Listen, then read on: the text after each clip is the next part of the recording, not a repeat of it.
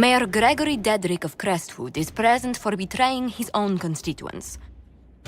He confesses that, 10 years ago, he flooded Old Crestwood to kill refugees and villagers touched by the Blight. The mayor claims it was to spare the rest of Crestwood, but we only have his word.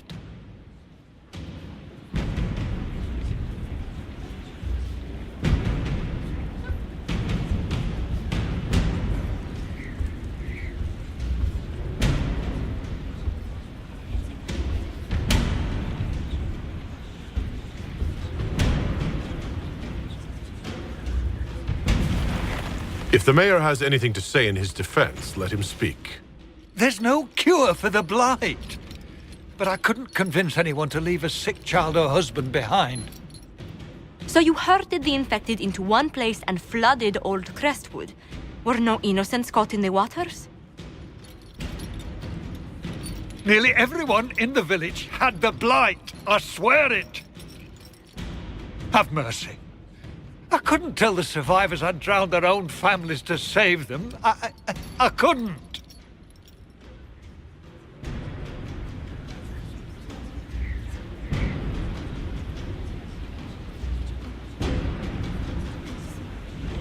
War forces terrible choices on us, but justice demands its due. Gregory Dedrick, I sentence you to a swift death. The day has come at last. Maker, forgive my sins.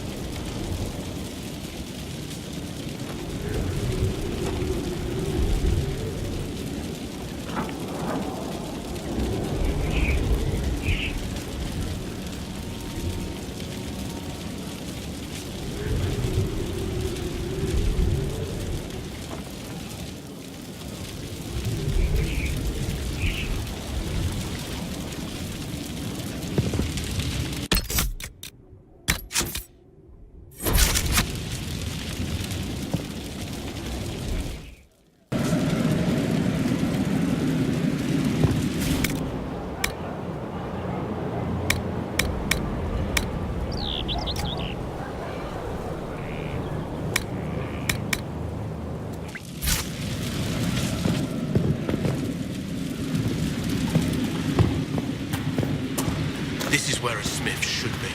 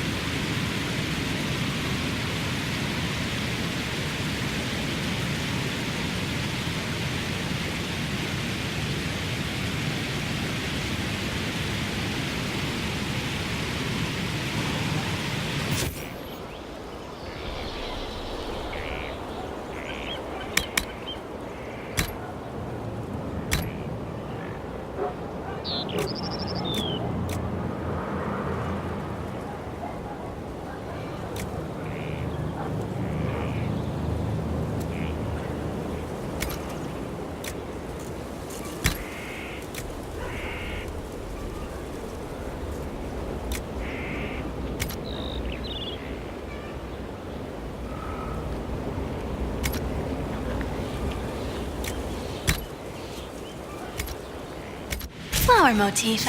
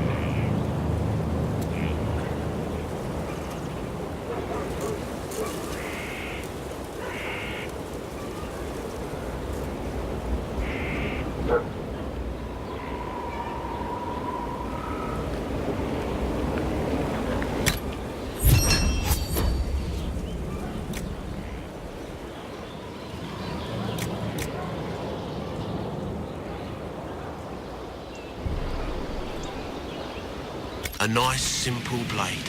Can't go wrong.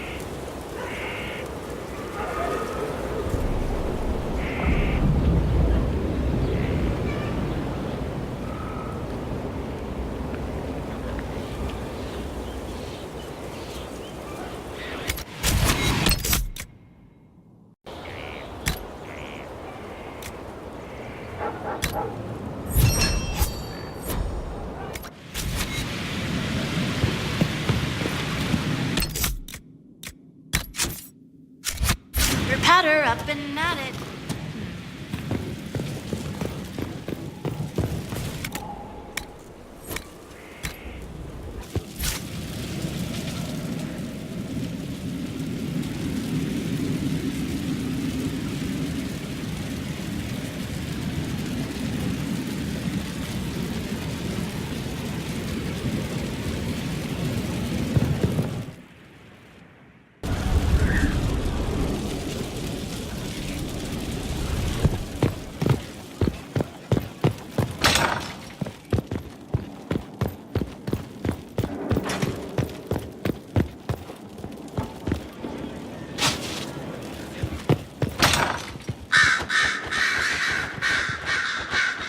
A request has been made of you, Inquisitor. Here it is. As you were. Yes, Inquisitor.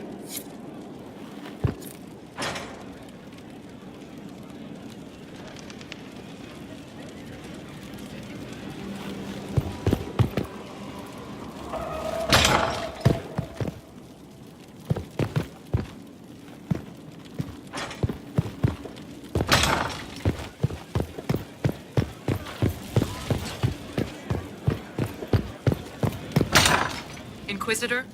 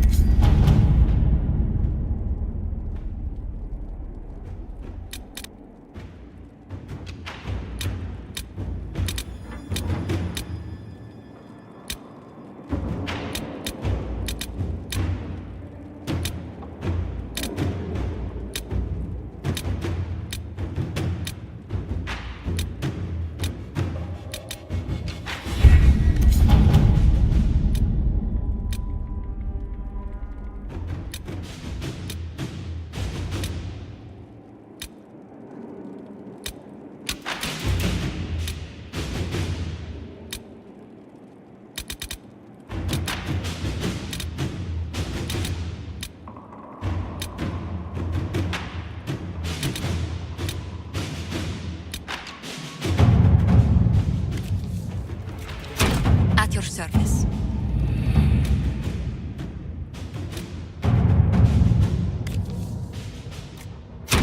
To work?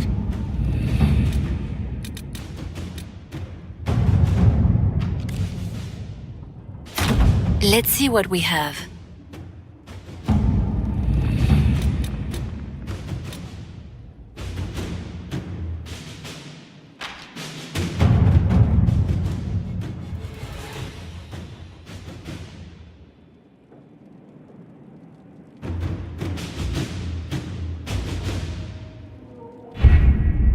We have to reach the Empress before Corypheus.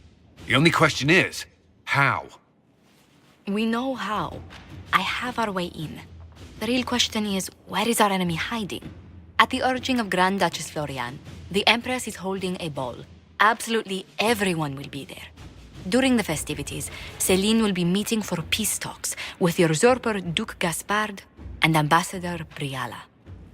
The assassin must be hiding within one of these factions.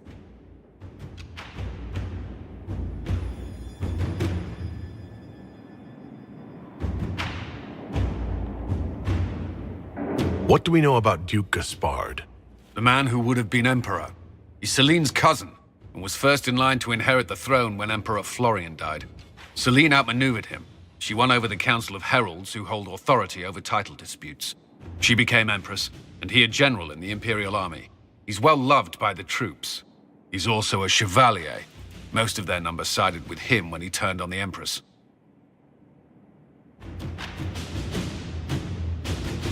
Who is this Ambassador Briala? An ambassador in name only. She has organized the elves of Halam Sharal into an underground army. The Empress invited her to the peace talks in a bid to gain the elves' alliance in the war. That would be scandal enough, without the rumor that Briala is a jilted lover of Celine's. A personal grudge and a network of saboteurs at her command. Promising lead. You've given me plenty to think about. With Gaspard and Celine's armies entrenched, we cannot openly march troops to the palace. My agents will ensure your soldiers get inside. But it must be a few at a time to avoid attention. Understood. Just give the word, and we'll begin.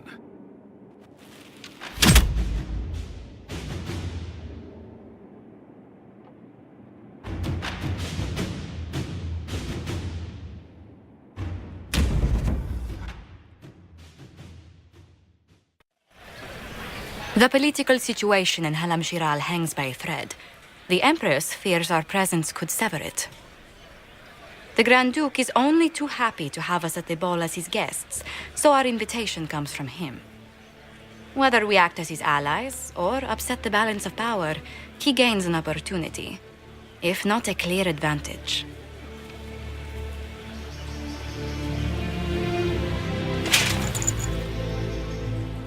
So, you're Inquisitor Kadash. From the stories I heard, you are hewn from solid steel and carried 1,000 daggers.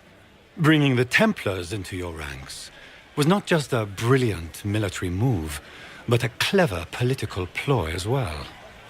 Imagine what the Inquisition could accomplish with the full support of the rightful Emperor of Orlais. I can see many benefits to such an alliance. Keep the image firmly in mind. We may see it materialize by the end of the evening. I am not a man who forgets his friends, Inquisitor.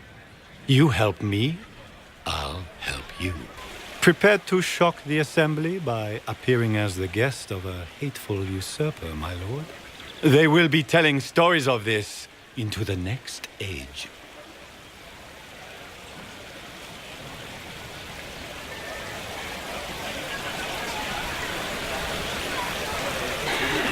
There's a Tevinter assassin on the loose, Gaspard. Finding him is my priority. Are you serious? That is a grave allegation, my friend. A foreign power meddling now, of all times? I have no doubt this Tevinter is hiding within the ranks of the Elven delegation. They're up to something. My people have found these ambassadors all over the fortifications. Sabotage seems the least of their crimes.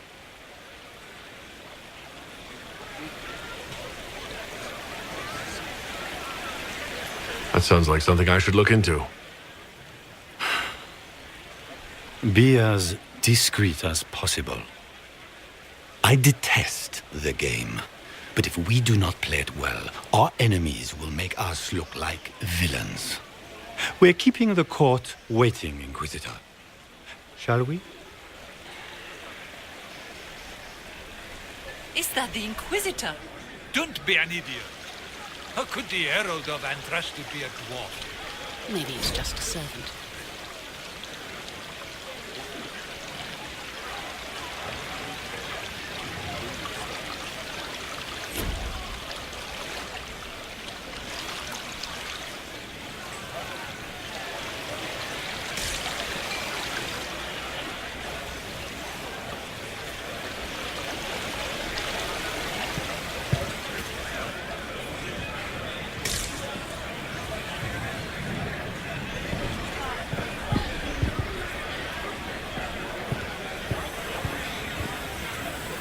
Might be something here.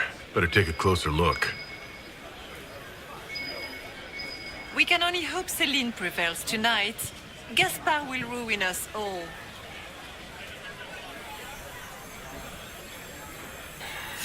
Pardon me, Dwarf. Have you seen a ring lying about anywhere? It was a gift from the Countess Montbelliard, enchanted by the Fomari. I cannot go into the ball without it.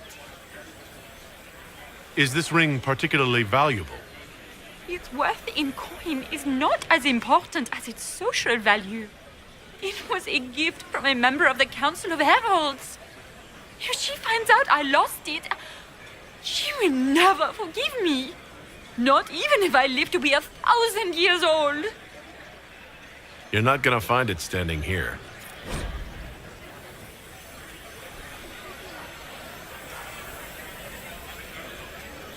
How rude! Can you not spare a moment of pity for a soul in need?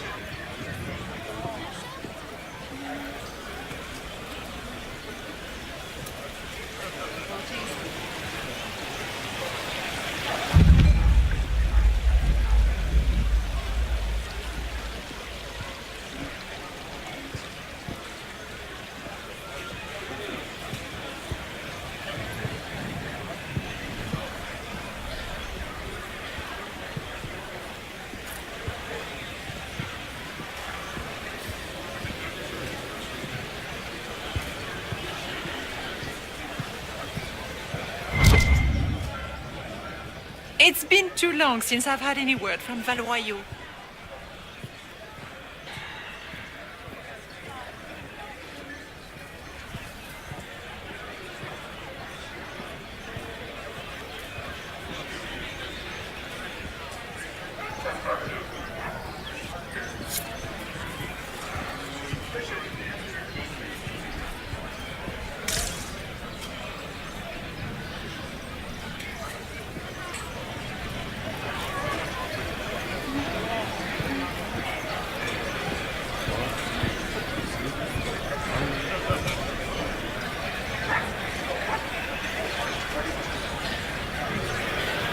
Do you mind? We don't wish to be disturbed.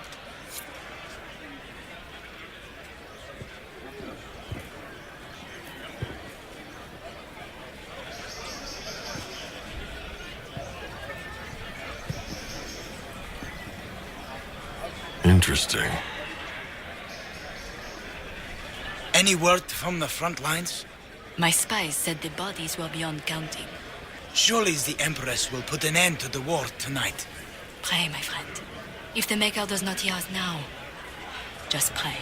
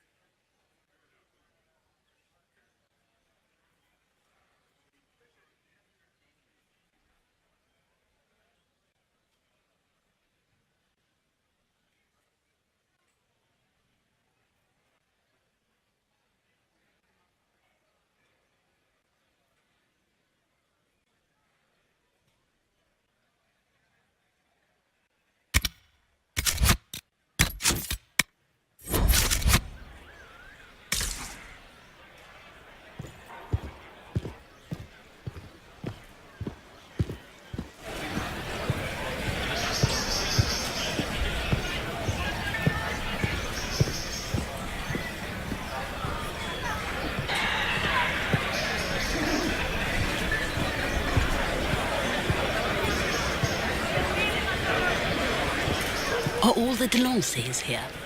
Maker, I hope not.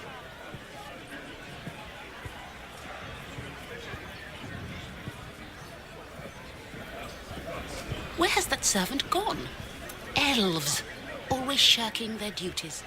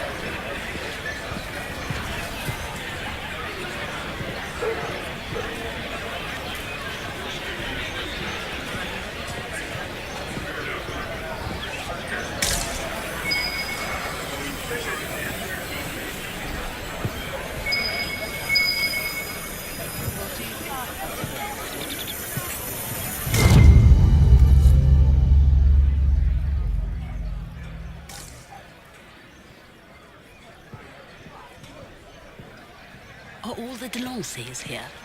Maker, I hope not.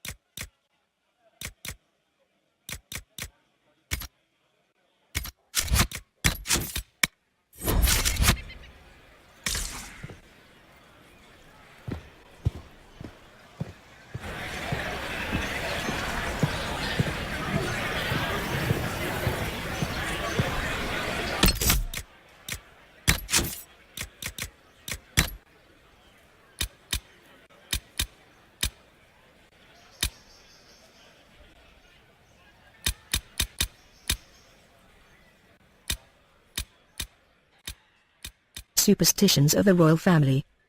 The Valmont family has its quirks. Every family does. But the Valmonts lean particularly toward the occult. Emperor Revel the Mad believed in ghosts. He was certain that his mother continued to advise him after her death, and that the angry shade of his twin brother sought his downfall. He employed the services of soothsayers to convey messages from beyond the grave and to stave off his slain brother's wrath. His son, Emperor Judicael I, had a fascination for all things ancient and arcane. It is said that his desire to reconstruct the palace of Halamshirel after an elven uprising destroyed it was due more to his interest in the site itself than in politics or the game. They say he chose to spend the winter months at this family retreat because he believed the palace was located at a nexus of elven magic, that spending time there would grant him longer life as with the fabled immortal elves. In the end, the palace did not prevent his death due to heart failure. His youngest son, Prince Renaud, has a similar interest in elves and the Dales. He collected carvings of Hall of the Dalish beasts of burden sacred to one of their false gods. The statuettes, all the work of Dalish artisans during the Long Walk, were kept in his room in the Winter Palace. When his daughter ascended to the throne, she had them repurposed as keys. But why? And for what? No one can know. An excerpt from Architectural History of Orlais, Volume 1 by L. Odifen.